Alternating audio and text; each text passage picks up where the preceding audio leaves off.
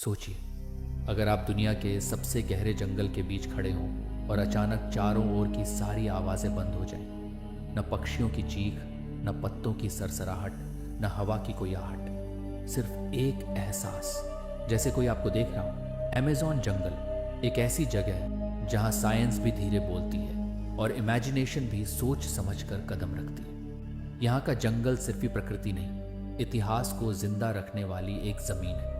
आज हम अमेज़न को ग्रीन हेल कहते हैं, लेकिन शायद ये जंगल कभी इंसान का घर हुआ करता था। और जब घर छूट जाता है ना, तो वह सिर्फ खाली नहीं होता, वह रहस्यों से भर जाता है। इस वीडियो में हम अमेज़न के उन 10 रहस्यों, 10 सीक्रेट्स को खोलेंगे जो सिर्फ वैज्ञानिक ही नहीं, बल्कि इंसानी सोच की सीमाओं को तोड़ देते हैं। 1. अमेज़न जंगल बनाया किसने? The man made forest theory.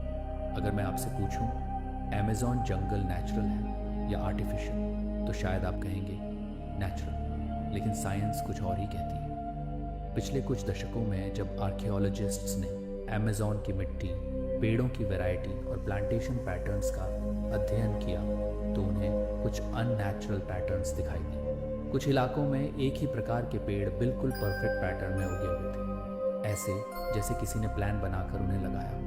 और फिर मिला टेरा प्रेटा। ये एक काली मिट्टी है जो अमेज़न के कुछ हिस्सों में पाई जाती है। इस मिट्टी में charcoal, animal bones, organic waste, pottery के टुकड़े मिले हुए हैं। हजारों साल बाद भी यह मिट्टी इतनी फर्टाइल है कि साइंटिस्ट्स आज भी हैरान हैं। इसका मतलब साफ है, अमेज़न के प्राचीन लोग सिर्फ जंगल में रहते नहीं थे, वे इकोसिस्टम इंजीनियर्स थे। उनके जाने के बाद यह इलाका धीरे धीरे फिर से जंगल बन गया। अमेज़न जंगल असल में इंसान द्वारा छोड़ा गया एक शहर है जिसे प्रकृति ने वापस ले लिया। लॉस्ट सिटीज, शहर जो जंगल ने निगल लिया।